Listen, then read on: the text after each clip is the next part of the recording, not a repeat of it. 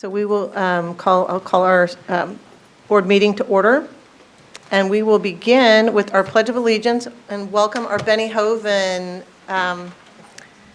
school folks here with us tonight to lead us in the pledge.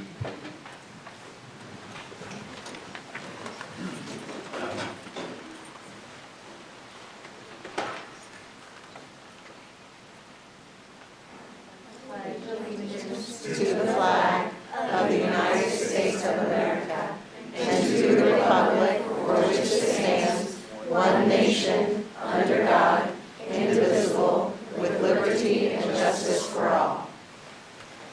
Can you all introduce yourselves to us? Maybe go around to the podium? Thank you. Thank you for being here.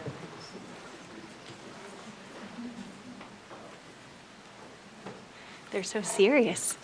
Hi, good evening. I'm Anna Jensen. I'm the principal at Benny Hoven Elementary. And this evening, joining me, I have the student council, students, and teacher reps. Okay. Yeah. I'm Edie O'Neill, and I'm in 6th grade. I'm Natalie Schinnebarger, and I'm in 6th grade. I'm Lucy Woods, and I'm in 5th grade. I'm Robin Royals, and I'm in 5th grade. I'm Brent Couch, and I'm in 6th grade. I'm Elizabeth Riffle, and I'm the school nurse. Hi, I'm Rachel Kaufman, and I'm the art teacher. All right. Well, thank you all so much for being here tonight and making a special trip.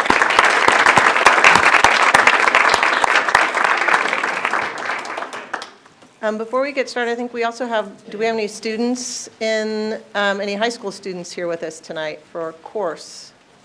All right. Hey, can I put you on the spot too? You mind standing up and just letting us know your name and maybe what course you're here with, what school you're at? I'm Alexander. I go to Shawnee South. And what class are you here for? I'm a senior.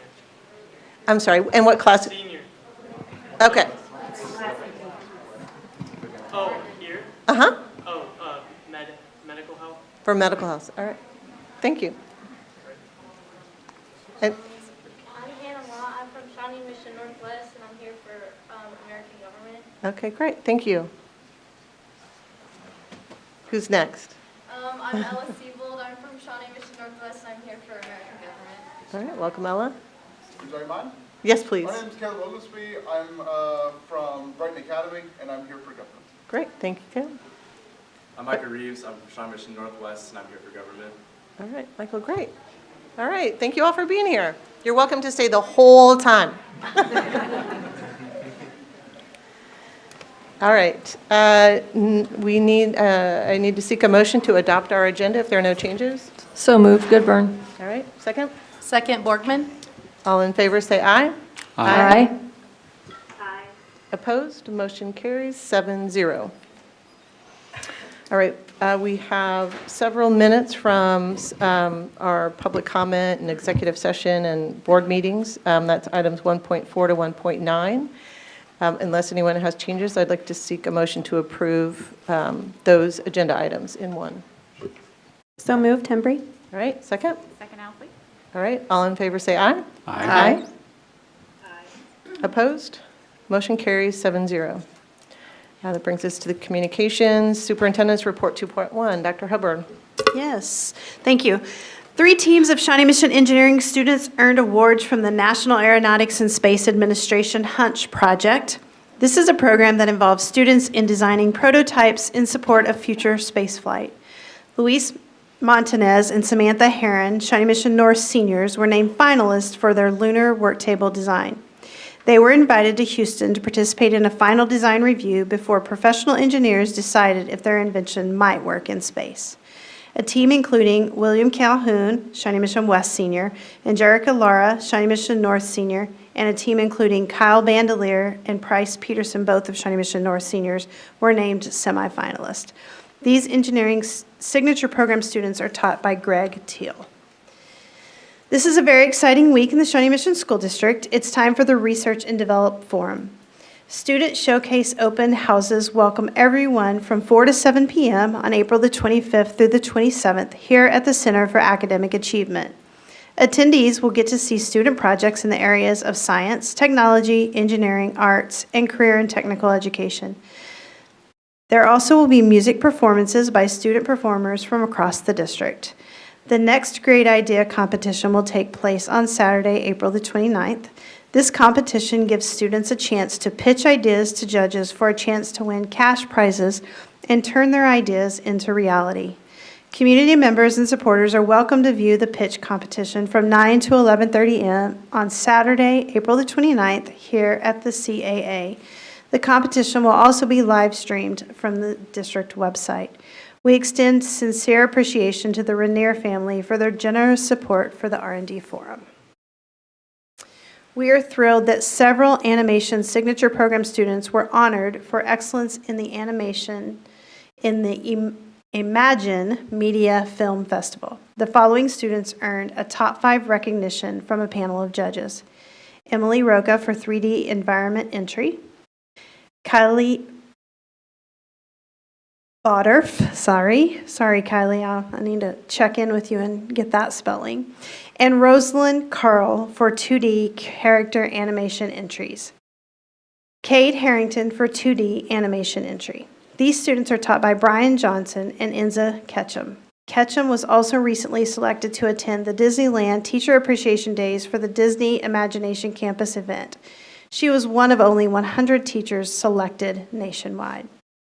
A group of Shawnee Mission Northwest students recently demonstrated their strong knowledge of state and national government at the Kansas Press Association's Civics Games. Kenna Heller, Kason Legreed, Angel Moritz, and Oscar Oley won first place in the competition, and each student won $1,000 in scholarship. Anyone interested in learning about non-teaching job opportunities in the Shawnee Mission School District is invited to an upcoming job fair from 4 to 6 on Monday, May 1st at Shawnee Mission North High School. This job fair will focus on paraeducators, custodians, and the food service team member positions. This is the first job fair in Shawnee Mission since we approved the increased salaries for non-teaching positions. We are also fortunate that we have something to celebrate with our One Shawnee Mission team. I want to mention that our district will dedicate some time in the near future to focus on honoring all who serve on Shawnee Mission students. We will celebrate Education Appreciation Week from May 8th to the 12th. These are the dates identified by the National Education Association and the National PTA. We know many schools have ways that they will thank their employees, and we'll have several ways our entire community can join in the celebration and help express how grateful we are for SMSD educators. Watch for that information coming soon. On tonight's agenda, you will notice a number of items on the consent agenda regarding the approval and purchases for instructional resources. These are routine and come up throughout the year. What you don't see are the many, many teachers who volunteer to participate on the curriculum cadre teams that make sure that our resources are both highly quality and up to date. Without them, under the direction of our fabulous curriculum and instruction team, none of this would happen. So I want to pause for just a moment to thank all the teachers and other staff members who engage in the work of keeping our curriculum and instruction current. The work of these people is a prime example of how we are one Shawnee Mission. And now it's time for our All-Stars, and I would like to invite Kevin Frick, principal at Brookwood Elementary, to the podium to introduce our first All-Star this evening.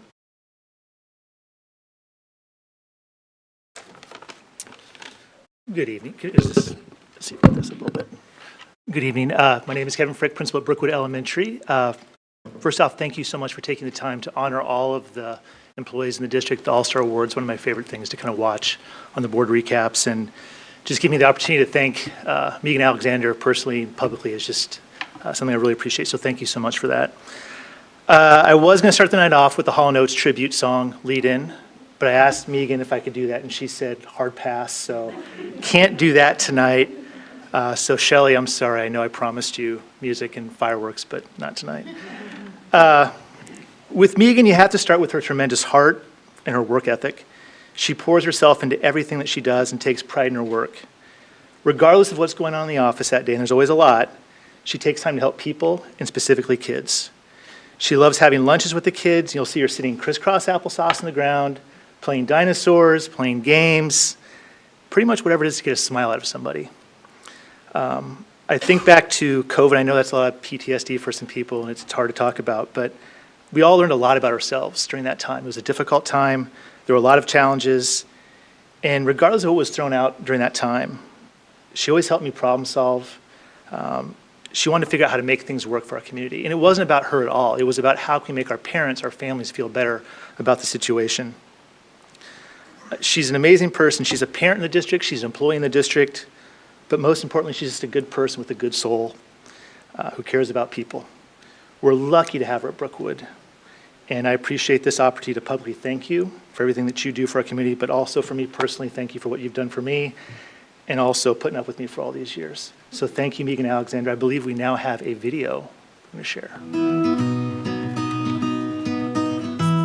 One of the things that impressed me most about Megan as I would do morning duty and greet the children, Megan knew every child's name and their family. And it just blew me away. That's 450 kids that she knows them as if they were her friend.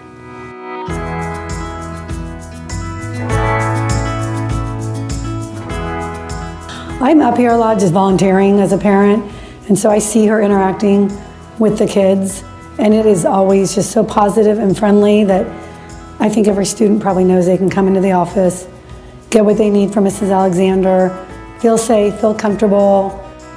Megan is an all-star because she is such a team player. We're a team here, and I felt that the minute I walked in the door here. It felt like home. When we get a new parent or a new family into the school, she makes it a priority to make them feel like they're part of our family, part of our community. She does a tremendous job with that, and that continues on with the students coming in. I mean, she makes it okay to do your own thing, to be your own person. Super nice. I don't even know how to explain it. She's always there, she always has a smile, and she's kind of all over the place and does like every job imaginable. It's quite amazing. She makes all the kids feel here special.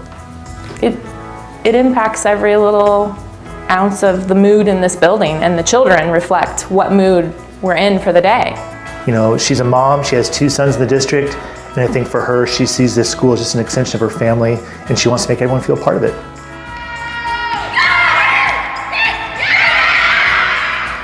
We love you. Thank you so much for being there all throughout my years at Brookwood. Megan, we're so lucky to have you at Brookwood. Congratulations on being an all-star, and thank you for letting me work with you all these years and putting up with all of my shenanigans. Appreciate everything you do for us, and I know our community feels the same way. Thank you.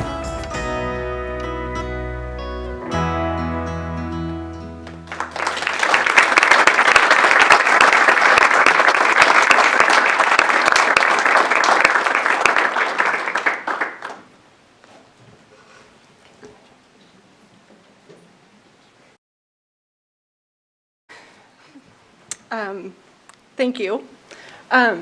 Mix Walsh, thank you for taking the time to put my name in the hat. It's truly a privilege to work with the people that I work with every day, and I appreciate a boss who knows it's not about your role, it's about your goal, and that's what we do every day, and we just, I love what I do. So thank you for the opportunity, thank you. Yeah, thanks.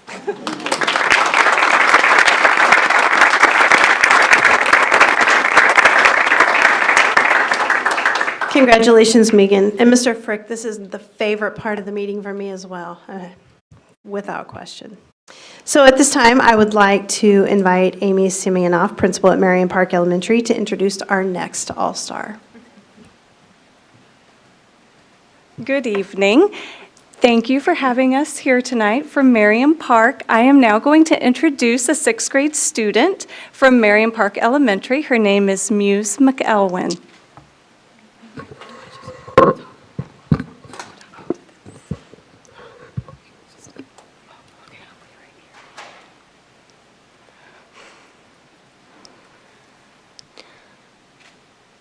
Mr. Urick is the best teacher. He respects your boundaries and really knows how to listen. He'll make your opinion feel seen and valid. And when you're sad or mad, he sees that, and in that time of need, he makes you feel worthy. Mr. Urick never sees you less than you were before if you do something you're not supposed to or whatever. No matter what your interest is, no matter what you're interested in, Mr. Urick takes interest with no fakery for some people. For some people only see him as a teacher, and we see him as a hero. I really thank him for trying to make this year the funnest it could be, even though I know we weren't the best this year. I appreciate you in so many ways on so many levels. You are kind and sweet to the bitter core. When we feel down, you come up with new ideas to let us express our feelings so we don't go down a certain path you know will not make us happy and joyful. And when we share important information with you, you still look at us the same as you did before. But to summarize this up, Mr. Urick, you are an all-star. Oh, and one more thing for Mr. Urick. People don't have to love you. They don't have to they don't have to like you. They don't even have to respect you. But when you look in the mirror, I hope you love what you see. That's it.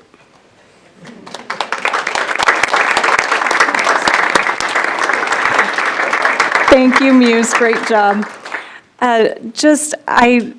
She really did so much better than I could have. Great job.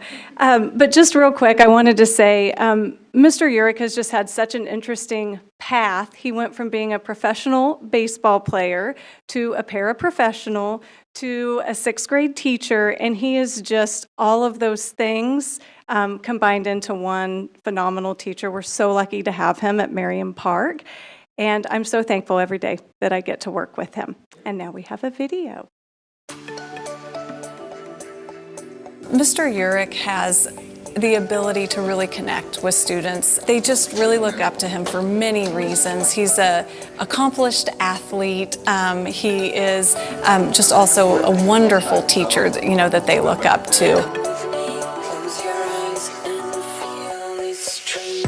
Bears to Men means when we talk about how to be proactive and be nice to others and talk about what leadership is. They talk about all different kinds of problems that they might encounter as they get older. Every year they choose a service project, and so it's something that they can do around the school that's helpful, or even in the community. It's something the boys look so forward to every year. They can't wait to be sixth graders so they can be in the Bears to Mid Club. I met him first when he was a para, putting himself through school here at Merriam Park when I taught kindergarten. And we knew right off that he was a gem. I'm here for 7 years. I always wanted him to be my sixth grade teacher. He was just always so kind, giving us always compliments, even though sometimes we didn't really deserve it. He would just always have such an upbeat energy. He brings happiness to the room whenever he comes in. I think the kids really look up to him, and when you can trust your teacher the way the kids do toward John, it's easy to learn, and he does a great job doing that. The fact that he really actually tries to be the best he possibly can, and he really just puts a lot of effort into trying to teach us and to try and learn different types of skills, and he's just very caring. We love you, and we are just so happy that you are a part of our team. I am so lucky that I get to work with you every day. Congratulations, Mr. Urick. He's an all-star, that's for sure. Congratulations, and I knew you could always do it. Congratulations, you're an awesome teacher. I definitely think you deserve it. John, I'm extremely happy for you. Couldn't go to a better person. Well done. Congratulations, Mr. Urick. Welcome to paradise.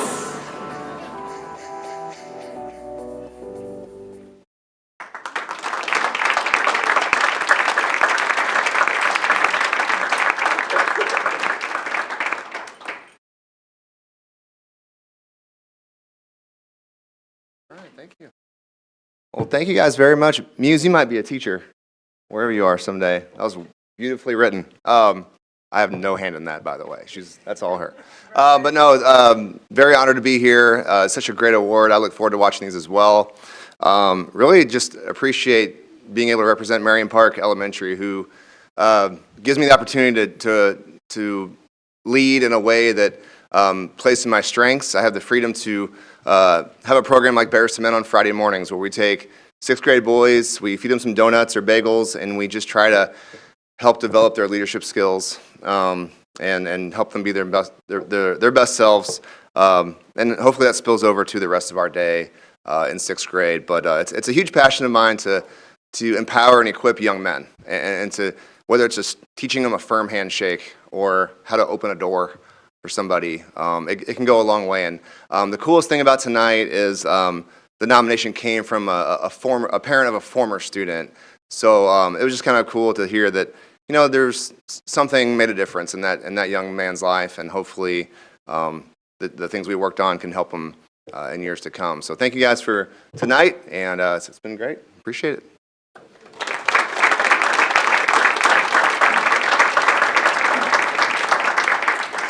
Congratulations, Mr. York, and that concludes my superintendent report.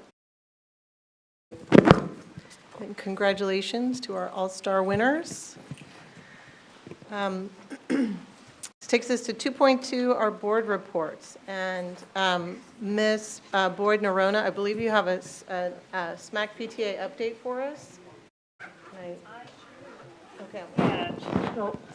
So the PTA members throughout the district attended the 108th annual Kansas PTA convention this weekend. And that was the perfect opportunity for leadership workshops and to showcase SMSD winning students in a Reflections and Citizenship Contest student panel. Also, PTAs across the district are preparing for the end of the year school activities, election of new officers, and upcoming Staff Appreciation Week.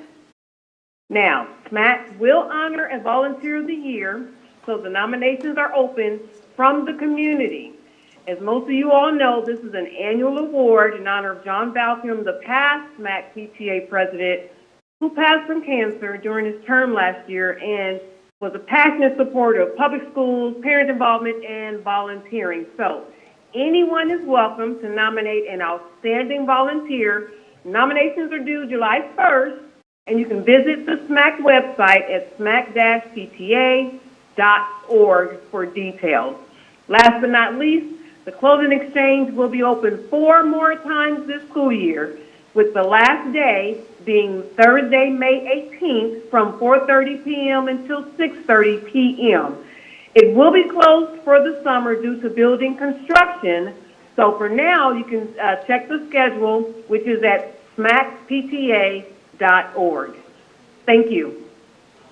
All right. Thank you, Ms. Boyd Nerona, for that. Thank you, April. Ms. Owsley, do you have a report for the Shawnee Mission Education Foundation?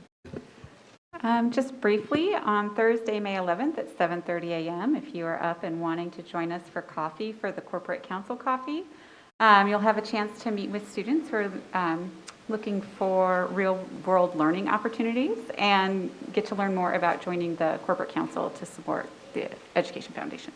So 7:30 a.m. for coffee. Thank you. Mr. Stratton, anything from KASB Board of Directors? The board meets next in June. Most of the energy has been focused around the legislative calendar this year, so I'll let Mrs. Owsley talk about that in her update, and then a reminder that the next state convention is in November. Okay, thank you. Did you want to? No, we. Yeah. Okay, let's see. That Policy Review Committee, any updates there? No. Okay, and your next meeting? We will not have one in May or in June, but after we get all the updates in June from KSB. Reconvene. All right, great, thank you. Finance and Facilities, Mr. Stratton, our next meeting? Yes, we met a couple weeks ago discussing bond projects and the upcoming budget planning timeline, and our next meeting is going to be scheduled this summer. All right, great. Okay, anything else?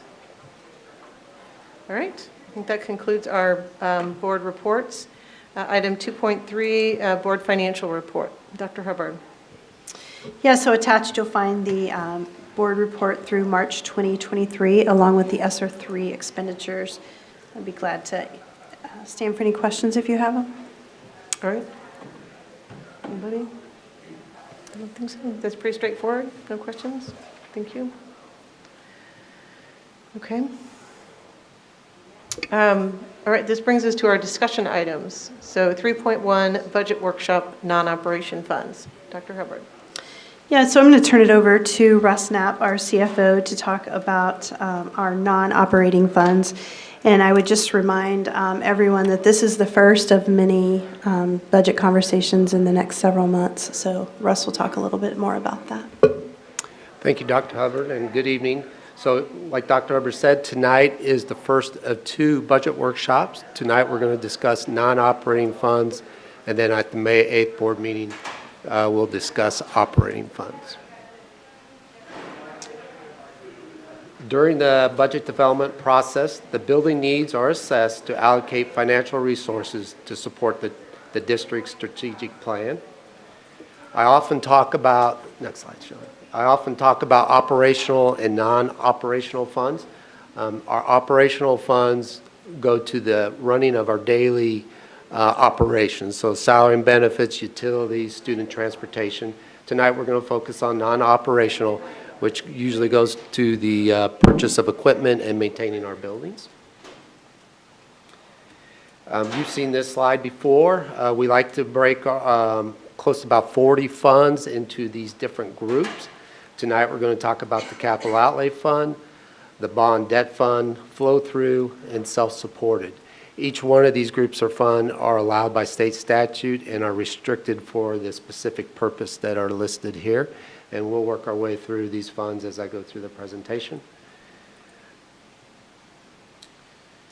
So the budget development process starts in November by taking the, we reach out to our buildings and assess their needs, the building and student needs, and we incorporate that into the budget.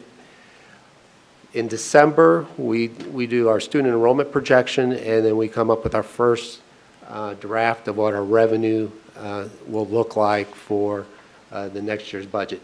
And then we watch closely the spring legislative session to see if we need to tweak anything that comes out of that. As you know, they're in their wrap-up session this week.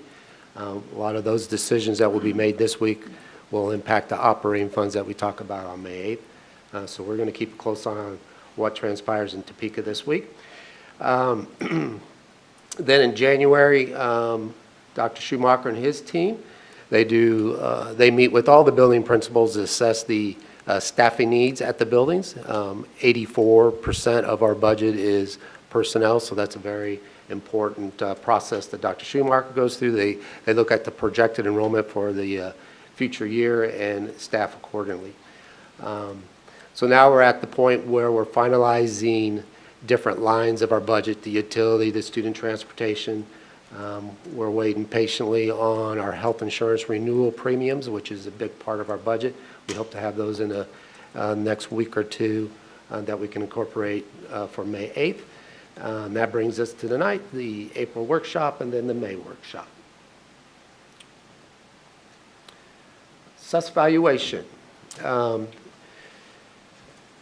lot of the funds that are going to talk about tonight are mill levies, where we levy a mill locally to raise taxes to fund those certain funds.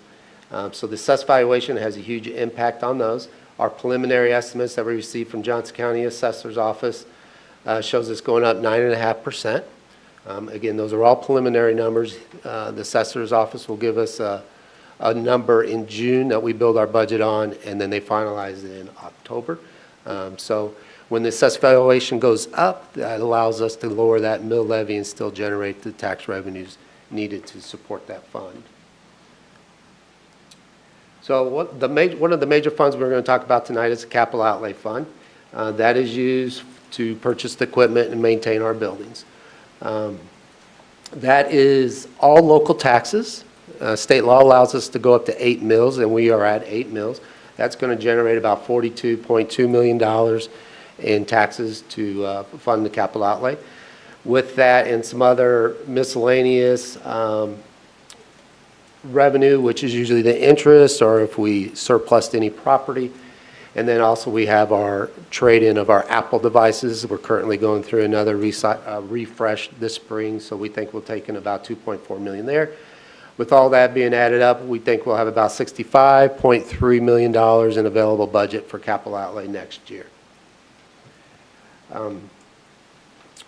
We anticipate having about $60.3 million in expenditures for next year.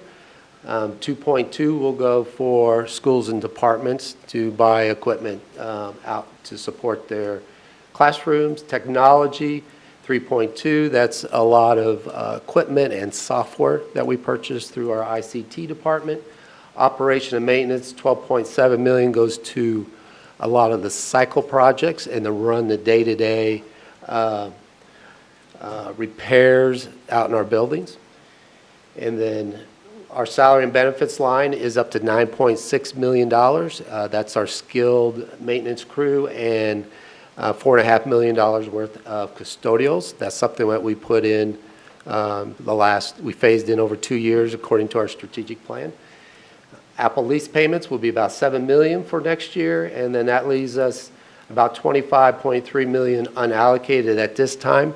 We tend to budget a $5 million ending fund balance because that helps with our cash flow through the summertime until we get our next tax payment in January. So the other two funds that supports a lot of our capital projects is the bond and interest fund, and that's where that's all local taxes as well, and that pays for our debt when we issue our bonds. The bond and interest fund is what we use to pay off that debt. We have a little bit higher expenditures in 23-24 because we front-loaded some of the principal and interest payments on our recent sale, which I'll show you on this next graph. And then special assessment just handles all the easement on our properties, a lot of your sewers and wastewaters.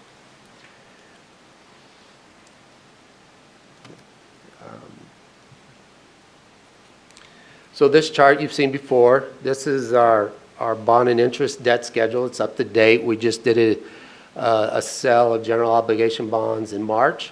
It will take us through 2044. As you can see, we front-loaded some of that debt up front because we had the room to do that, larger cash balances, and we had the room in our mill levy. One thing I wanted to mention is that when we went into the 21 authorization, when we took that to the public in January 21, we estimated our mill levy would go up to 8.142, but just with the strong rating that we received, AAA, the market rates being out there still being low for us, we were able to issue all our debt for the 21 authorization and still maintain our 7.434 mill levy. So that's what we had when we started in 2021, and that's what we anticipate that we'll be able to continue paying this debt off. So that's pretty good news for our taxpayers.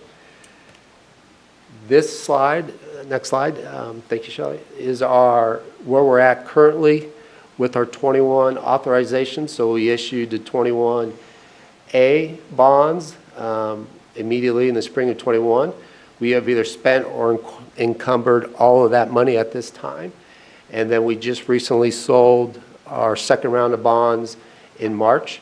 Because of the AAA rating, we were able to garner a 10% premium, which is going towards additional to help pay for the projects, because if you heard Dr. Gilhouse mention in previous meetings, our costs are significantly higher, and so the premium helps pay for those extra costs.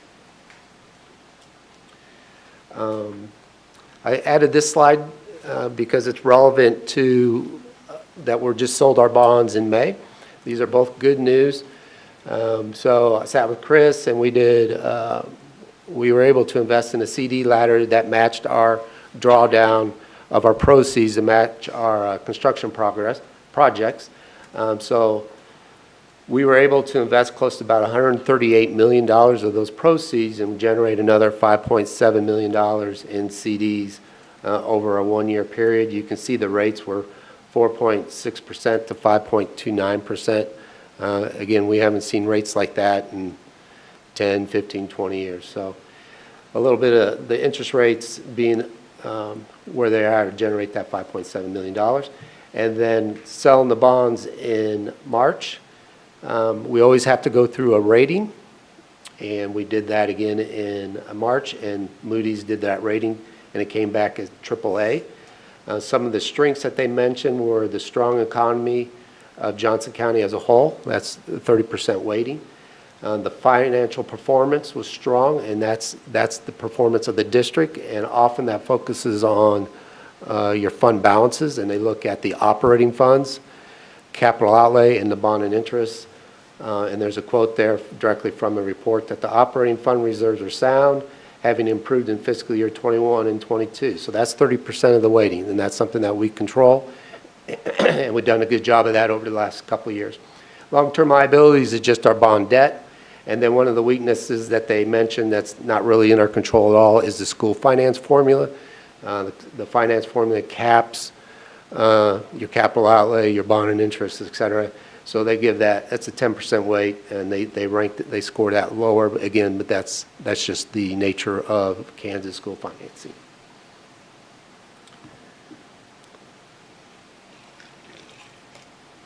The next group of funds are what we call our flow-through funds to the state.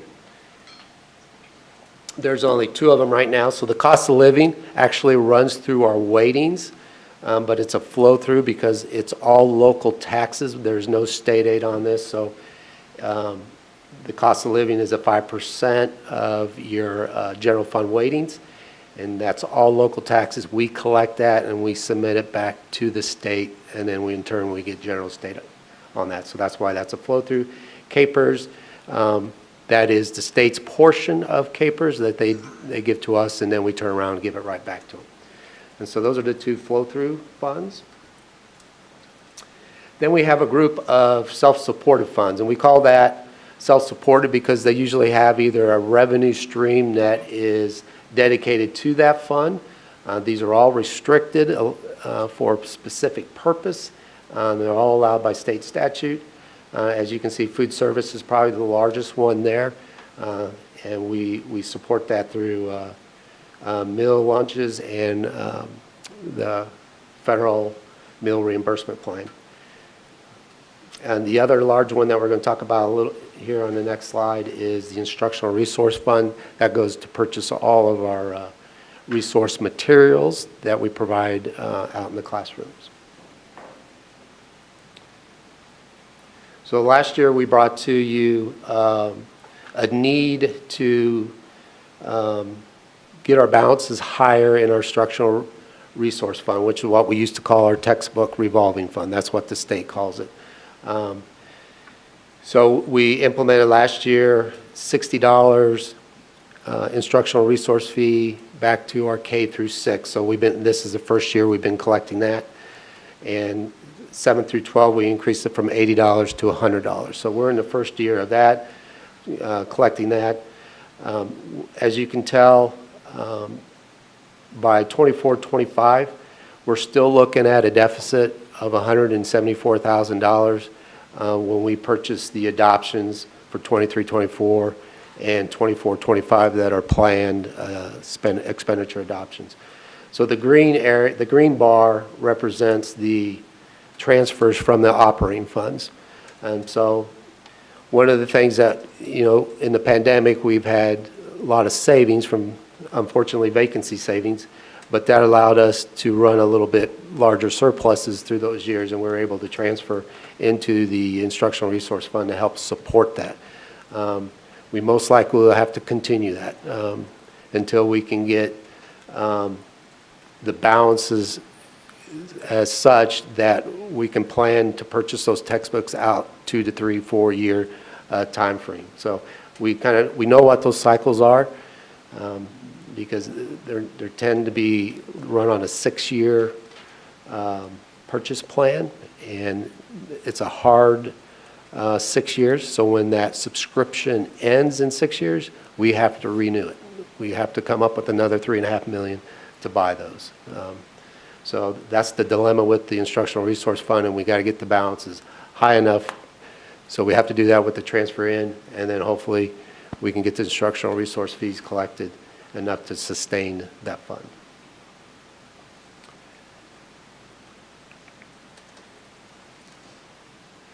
This gives you a history of our mill levy for the last 10 years. As you can tell, it slowly has declined over the years, and one of that reasons is the assessed valuation has always been strong in Johnson County, and it continues to increase. We are projecting a fairly flat mill levy for next year with just a tiny increase of 0.19%. Again, these mill levies don't get locked in until August when we present the budget. And then I often get the question, how do we rank with our surrounding Johnson County school districts and other districts on the Kansas side? We are still the lowest at 49.386. And one of that reasons we're so strong is that we have a strong commercial assessed valuation base within our district. A lot of those districts that are around us that are still growing rely heavily on residential assessed valuation more so than your commercial. So it's not as robust AV, and they have to make it up through the higher mill levy. So our overall mill levy is doing well. And then the last slide we have here. Next slide, Shawnee. Thank you. So this is another budget timeline, but this is more of the statutory approval process. So what this is telling us tonight is our first workshop of 2.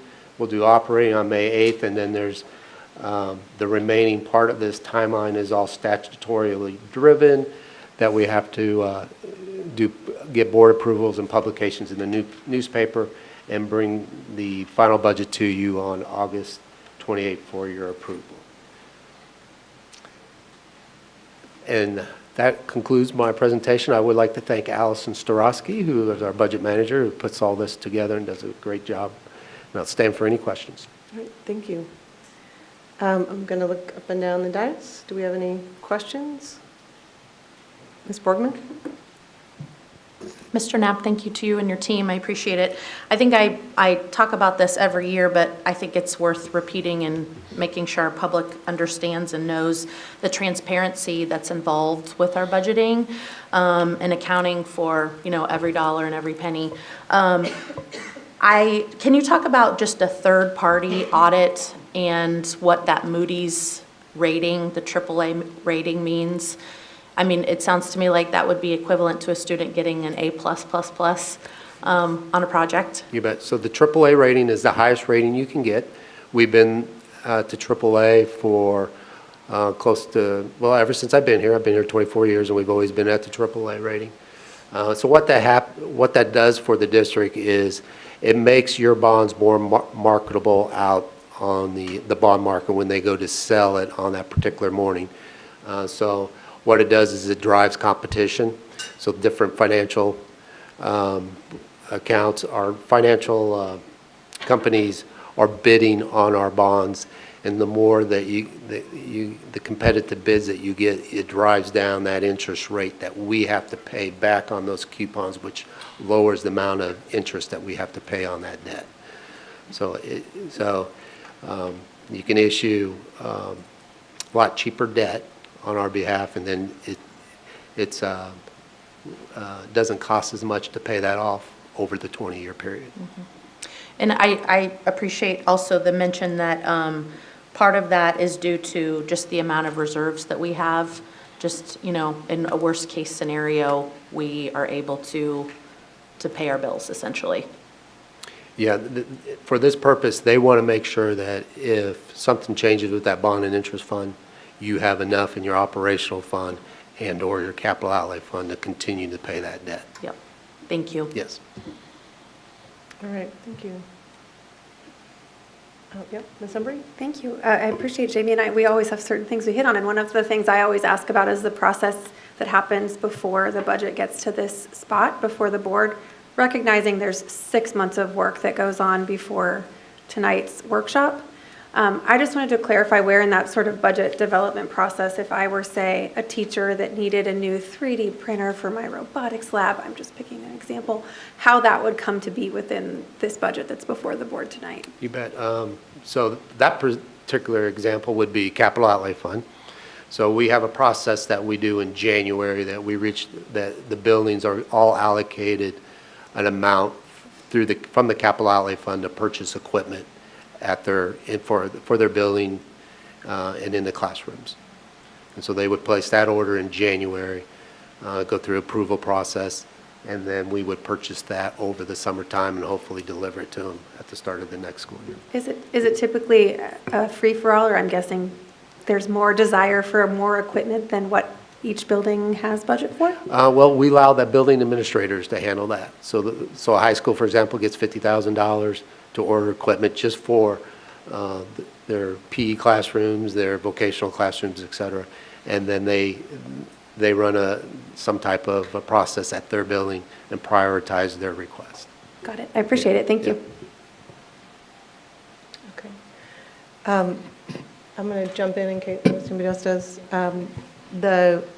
I had a question about the CD ladder and just thinking about how the bonds, so we sold the second half of the bond and had a 10% premium, and that generates some revenue that allows us to better manage the inflation adjustments, right? It gives additional revenue. These are restricted funds, so there's also in the CD ladder, there was an opportunity to earn interest of about not quite $6 million. Is that restricted also in paying down debt? Can that also be used towards Construction projects? Yeah, okay. Yes. But just within those two? Yeah, this would not go into the bond and interest fund. So this is all bond project proceeds. So any interest we generate off the bond proceeds stays in the construction fund. In the construction fund? Yeah. Okay. And it is greatly appreciated. Yeah, I was just going to add, I want to remind all of you, in the previous bond, we were able to build that 6th elementary school, which actually Brookwood Elementary School, with the premium dollars that we had generated through that bond. And this one, that is just absolutely not the case. We're really struggling to stay within budget with the supply chain and just cost that have escalated significantly since we passed this bond. So those premium dollars have been really very, very helpful in just being able to promise those, or to deliver the promises that we made in this bond, which we'll be able to do. And we have great facilities coming and great updates that are already completed, but the premium has been huge. Thank you. Both from the financial planning perspective and from the managing all of the bonds and the negotiations and contracts and making those things happen, those promises happen. Okay, so I had one other question about the instructional resource fund. Just thinking about, is there kind of a learning curve in trying to figure out a shift from textbooks to digital learning and how the costs are going to play out over time, and projecting how much to charge and how much we're going to need in the years ahead? I just think about all the textbooks we had, and then we kind of got hit with a financial slowdown for a variety of reasons, and now we're kind of shifting from paper we've shifted more into the digital. And is there still a learning curve in projecting how much that's going to cost us and how much help we need from our community to? I don't know that there's as much of a learning curve in the projection as just the available funds. Because the other thing that has played a role here is, historically, if you didn't have the funds at the time, you just stretched a textbook adoption, if you will, another year or maybe another 2 years. But with instructional resources that are electronic, like that just can't happen because they cut off our software. Like you have a kind of a hard stop date. And so it makes it more difficult to stretch resources beyond a certain time period. From a cost standpoint, Darren can probably talk more specifically about this, but I don't think that they've gone up that. There's not a significant difference between buying textbooks and buying software. Those are pretty equivalent still, correct? That is correct. The only thing I think I would add is that the cycle used to be 7 years, maybe 8 years. And now the standard contract is about 6 years. So it's the renewal, not only do we have to because we get cut off, but it's happening more frequently because the cycle is a year or two shorter than it used to be. Okay. All right. Thank you. Mr. Stratton. Just a couple of add-ons to the thank yous for the presentation. This is probably my 8th time now going through this process. And each time it's refined to make it clear and more understandable for a broader audience, and I appreciate that. One of the pieces that's on here is on the last budget timeline slide, you have embedded in here a link to the budget and finance section of our website. And I think that too, we want to make sure that we all know of a great landing page that is for us, anyone in the public as well as board members, to be able to just click on that link and go straight to the website and find years and years of data, very well presented. So kudos to both the finance department, but also the group that puts together the website and the communications area as well. And again, every year it's refined and clearer and clearer and clearer. So if this, as a board member, it's helpful, but I think the public benefits from that as well. Lastly, I gave a report earlier. We talked about the Facilities and Finance Committee, and we spent a full hour going through both budget as well as this timeline there. And just a reminder that that's also available for viewing on our website and through YouTube to be able to watch even a more in-depth conversation for those that really want to dive in. So although this is a cursory conversation, I just wanted to remind everybody that there's a lot of good resources that our team's done a nice job of putting out there so that everyone has full access and transparency to the numbers. Thank you. Thank you. Mrs. Goodburn. Hey, Mr. Knapp, I was wondering if you could just give us a real quick, I know the revenue neutral rate is sort of new. We've been doing it for a few years now, but for the listening audience, can you just remind us what exactly that all is? Because we've added a few more steps in there about the revenue neutral rate. I sure can. So that was enacted 2 legislative sessions ago. Is that right? And so we're in the second year of where the county is responsible for notifying our patrons if we intend to increase our mill levy. So they calculate the amount of revenue that we're going to generate based on our existing mill levies and the tentative assessed valuation.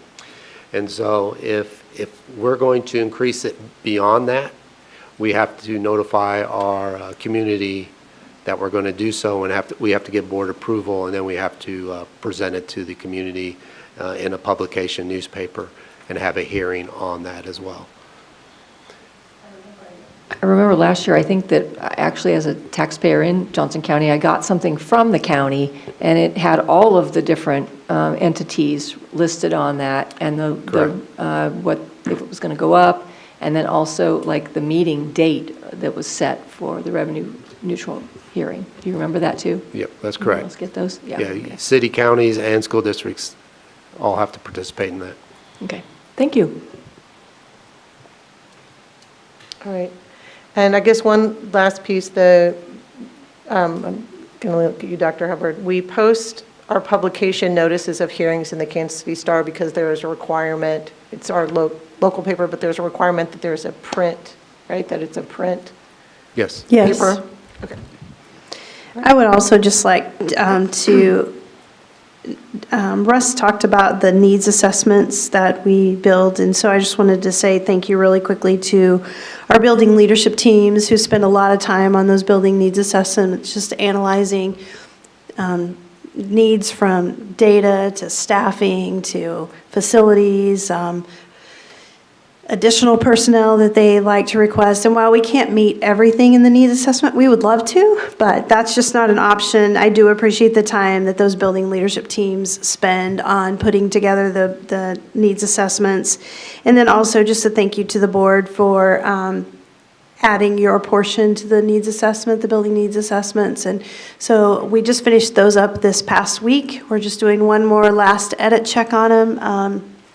And they should be up by the end of the week. So they'll be on our main page under Information Central. That's where they have been. That's where they were last year, and so they will be up again here soon. Thank you. All right, I believe that concludes our discussion portion of the meeting. Thank you, Mr. Knapp. All right, we have a few consent items. I'm going to seek approval for items 4.1 through the bond items 6.3. Do I have a motion? Move approval, Goodburn. All right, second? Second, Elsley. All right, all in favor say aye. Aye. Aye. Opposed? Motion carries 7-0. Our first action item is approval of proclamation for National School Library Month. And I've asked Ms. Hembry to read it. Is that okay? Yes, happy to. Thank you. School Library Month, April 2023. Whereas the Shawnee Mission School Library Program is to ensure that students and staff are effective users of ideas and information, and whereas the school librarian's role is to provide leadership and expertise necessary to ensure that the library program is an integral part of the instructional program of the school, and whereas the Board of Education has entrusted the school librarian in each school to teach the skills of locating and using information through traditional resources and new technologies, to provide literature appreciation activities, and to guide and encourage content and recreational reading to every student. And whereas lifelong learning begins and is systematically developed through the school library curriculum of the elementary and secondary schools, and whereas the school library program contributes to the individual growth and development of all students while fostering both excellence and equity in education, and whereas the school librarians of Shawnee Mission Schools have dedicated themselves to work for quality library programs for all students, now therefore be it resolved that the Board of Education of the Shawnee Mission School District does hereby proclaim April 2023 as School Library Month in all Shawnee Mission schools and calls upon school administrators, teachers, students, and patrons of the Shawnee Mission School District to recognize and support this action and to participate throughout the month of April in the celebration of School Library Month. Great. Thank you for reading that. Do I have a motion for approval? So move, Borkman. All right. Second? Second, Owsley. All in favor, say aye. Aye. Opposed? Motion carries 7-0. Thank you. Did you want to add anything? No, I'm good, thank you. All right. All right, item 7.2, approval of the use of federal ESSER 3 funds to provide a one-time $1,000 retention payment to all qualified SMSD employees. We're having a fun meeting. With the intent of honoring the incredible work of our employees for this school year, and we would like to retain as many as possible moving into 23-24, I recommend the payment of $1,000 to every qualifying employee. The total cost of the program is estimated to be $3.6 million, and obviously the source of the fund is from federal ESSER $3 and would be paid in September of next year to qualifying members. All right. So moved, Owsley. Thank you. Second? Goodburn. All right. Any comments? All right. All in favor say aye. Aye. Opposed? Motion carries 7-0. All right, 7.3. Approval to publish notice of hearing to amend the 2022-23 budget. Dr. Hubbard. I think it really speaks for itself. We're just looking for permission to publish a notice of a hearing amending the budget. Move to approve. Thank you. Second? Second, Owsley. All right. All in favor say aye. Aye. Opposed? Motion carries 7-0. All right, 7.4, authorization to renew software license with Skyward for a 3-year term. So most of you know that Skyward is our platform for student information and family access. This platform has been used by the district since 2013. We consider renewing on a 1-year, a 3-year, or a 5-year term and found that 3-year term provided the best value for the district. So I would like to recommend renewing the annual subscription for Skyward for a 3-year term. All right. Move approval, Borkman. Thank you. Second? Second, Boyd Nerona. All right. Thank you, Ms. Nerona. Any questions? All right. All in favor say aye. Aye. Opposed? Motion carries 7-0. 7.5, renewal of NWEA MAP license for fiscal years 24, 25, and 26.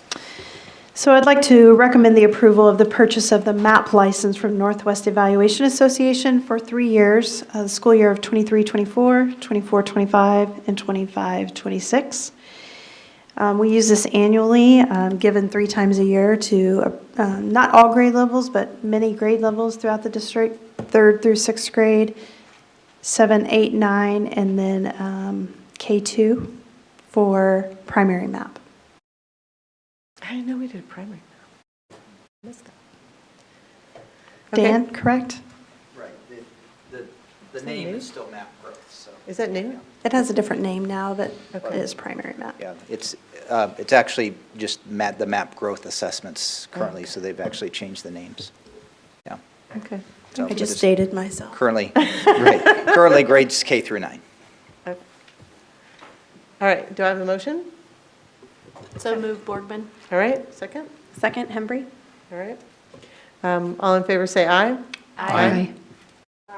Opposed? Motion carries 7-0. I did have a question, Oh, or okay. more of a comment. I wanted to thank Dr. Hubbard and the team because I had sent an email asking, as a parent, this is the time of year when there are like tests all the days, every day. I have one kid who couldn't care and one kid who comes home to tell me, my goal is 277 and I think I'm going to get it and I got a 276 and so it's a big topic of conversation in the Hembry House. So I did email Dr. Hubbard and crew to ask how we were using all of the data that's coming, and I feel really encouraged that they are taking these tests for reasons and that we are really using them, and I appreciate it deeply. Thank you.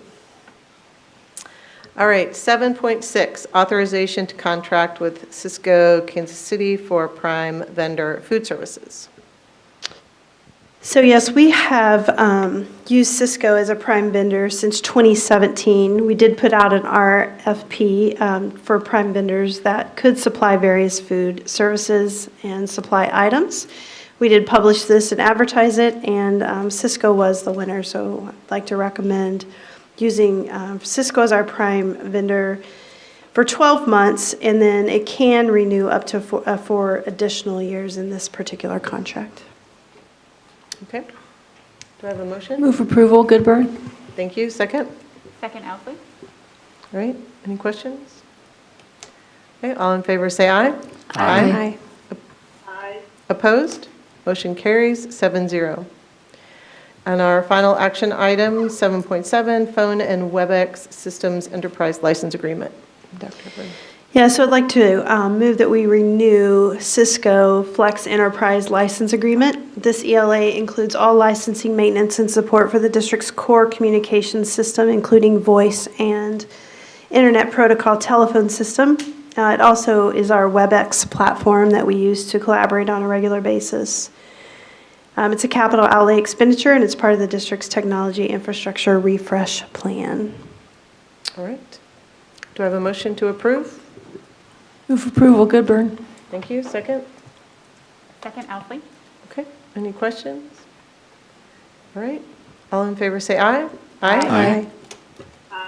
Opposed? Motion carries 7-0. All right. Board comments. Any members want to have any comments to share before we conclude our meeting? All right. Oh, I was going to just briefly congratulate the seniors at Shawnee Mission South. Today was academic senior signing day for Shawnee Mission South. They had 185 students signing up to attend 57 different colleges and universities with over $3.5 million in accepted scholarship funding. And it was great to see not just so many students headed to so many great places, but just the incredible range of what they're hoping to do with the rest of their lives. We had people going to the armed forces, ceramics, fabric and textiles, aerospace engineering. There was just apprenticeships. Somebody was doing an apprenticeship at Garmin. It was exciting to see how many different things those kids are doing. Thank you. Anyone else? I would encourage you all to stay engaged with all things happening in Topeka this week. It's hopefully their final week, and we'll see a strong, clean budget for public education that fully funds our general education program and special education programs. How about that? That'd be great. All right. That's a motion. All right. That concludes our meeting, and we will see you all on May 8th for our next regularly scheduled meeting. Good night. Thanks, everybody.